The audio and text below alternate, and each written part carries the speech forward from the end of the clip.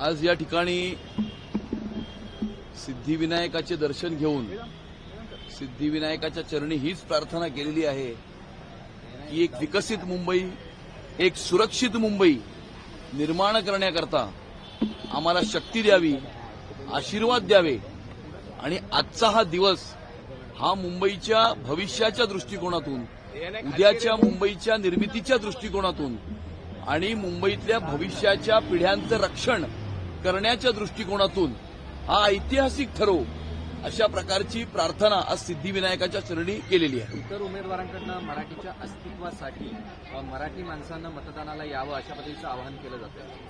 नाही, खरं तर मराठी माणसाचं अस्तित्व नाही, मुंबईची महानगरपालिका स्वतःच्या परिवाराची जागीर समजणाऱ्यांच्या अस्तित्वाची ही लढाई आहे आणि त्यामुळे त्यांची ही धडपड दिसत आहे.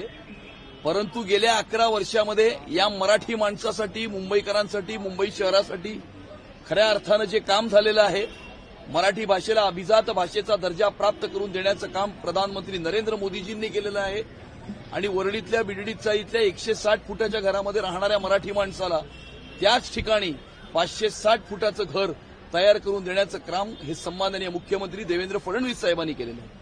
त्यामुळे मराठी माणसाला, मुंबईकराला, मुंबई शहराच्या नागरिकाला हे चांगलं माहिती आहे की मराठी माणसाची, मुंबईकरांची आणि या मुंबई शहराचा विकास कोणी केलेला आहे आणि येणाऱ्या काळामध्ये या मुंबई शहराची सुरक्षितता अबाधित कोण ठेवू शकतो. काल मुंबादेवीचं दर्शन घेताना पाहायला मिळालेलं आहे आणि भावनिक आवाहन देखील केलेलं आहे. काय वाटतं की आव्हान तगडं होईल तुमच्यासोबत? नाही, मुंबादेवीचं दर्शन घेण्याचा अधिकार हा सगळ्यांना आहे, सगळ्या भक्तांना आहे.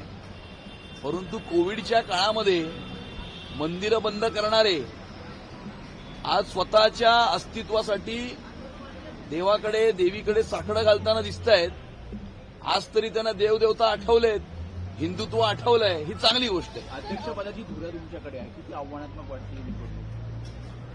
मुंबई भारतीय जनता पार्टीचे तमाम कार्यकर्ते, मुंबईकरांचे आशीर्वाद, सन्माननीय मुख्यमंत्री देवेंद्र फडणवीस साहेबांचं पूर्ण पाठबळ आणि भारतीय जनता पार्टीच्या केंद्र नेतृत्वाने दिलेले आशीर्वाद, यामुळे येणाऱ्या काळामध्ये मुंबईकर मोठ्या प्रमाणावरती भारतीय जनता पार्टी, शिवसेना आणि रिपाई महायुतीला आशीर्वाद देताना दिसत आहेत आणि आजचा दिवस हा मुंबईकरांच्या भविष्याच्या दृष्टिकोनातून, उद्याच्या मुंबईच्या निर्मितीच्या दृष्टिकोनातून हा ऐतिहासिक ठरणार आहे.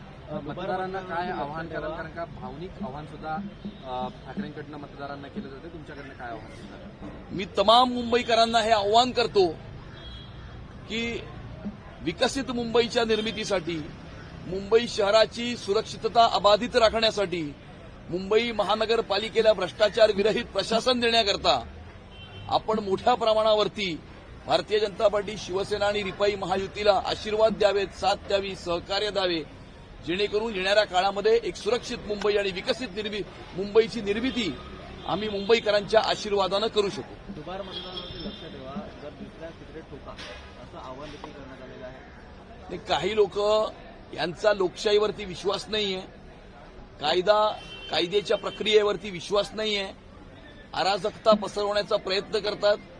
स्वतःचा पराजय दृष्टीपथामध्ये दिसत असल्यामुळे त्यांची चलबिचल झालेली आहे, फ्रस्ट्रेट झालेले आहेत आणि त्याच्यामुळे अशा प्रकारची बालिश आव्हानं काही लोक करताना आपल्याला दिसत आहे. सर, निवडणूक आयोगाने काही स्पष्टीकरण काढलेलं आहे. राज ठाकरेंनी आरोप केले होते की पाडू मशीनचा वापर केला जातो, आम्हाला याच्यामध्ये माहिती दिली होती. मात्र लोकप्रतिनिधींना प्रात्यक्षिक दिल्याचं आता आयोगाने स्पष्टीकरण दिलेलं आहे. जे आरोप ज्या कोणी केले असतील ते निवडणूक आयोग आणि अख्खी निवडणूक हाताळणारी यंत्रणा यांची जबाबदारी आहे की त्या आरोपांचं स्पष्टीकरण द्यावं. त्यानुसार काल स्पष्टीकरण हे देण्यात आलेलं आहे. परंतु मला आश्चर्य वाटणार नाही जर त्यांनी अजून नवीन काहीतरी त्याच्यातनं काढण्याचा प्रयत्न केला. कारण काही लोक उद्या ज्यावेळेला पराजय होईल त्यावेळेला काय सांगायचं, काय स्पष्टीकरण द्यायचं, याचं बॅकग्राऊंड तयार करताना काही लोक दिसत आहेत.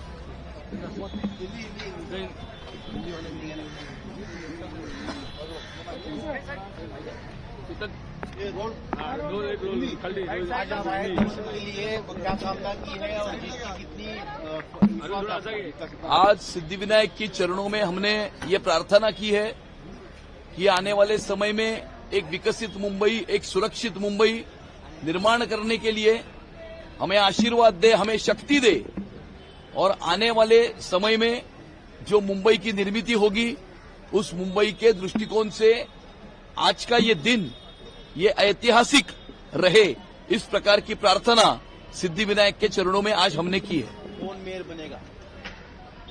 मुंबई करो का अपना महापौर इस मुंबई की महानगर पालिका में विराजमान होगा।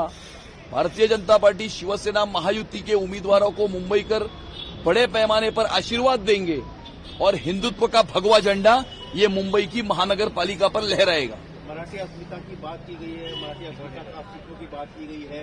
दूसरी तरफ आप विकास का एजेंडा लेकर जनता के सामने गए, क्या लगता है लोग किस मुद्दों को तरजीह देंगे? ये मराठी मानुस के अस्तित्व की लड़ाई नहीं है, ये मुंबई की महानगर पालिका को अपने परिवार की जागीर समझने वाले कुछ लोगों के राजनीतिक अस्तित्व की लड़ाई है और इसीलिए मराठी का चेहरा आगे करके वो अपने खुद की आमदनी के लिए लड़ रहे हैं और इसीलिए मुंबईकरों ने उनका भ्रष्टाचार 25 वर्षों में मुंबई की महानगर पालिका में देखा है और मुंबईकरों ने पिछले 11 वर्षों में जिस प्रकार का विकास मुंबई शहर में हुआ है यह भी देखा है और इन दोनों की तुलना करते हुए मुंबईकर बहुत बड़े पैमाने पे भारतीय जनता पार्टी, शिवसेना और आरपीआई की महायुति को आशीर्वाद देते हुए दिख रहे हैं। कल उन्होंने जो PADU मशीन से उनको लेकर और प्रचार समाप्ति के बाद 1-to-1 डोर मीटिंग को लेकर प्रश्न उठा और कहा कि सत्ता और चुनाव का दुरुपयोग हो रहा है, ये आरोप लग रहे हैं। चुनाव की प्रक्रिया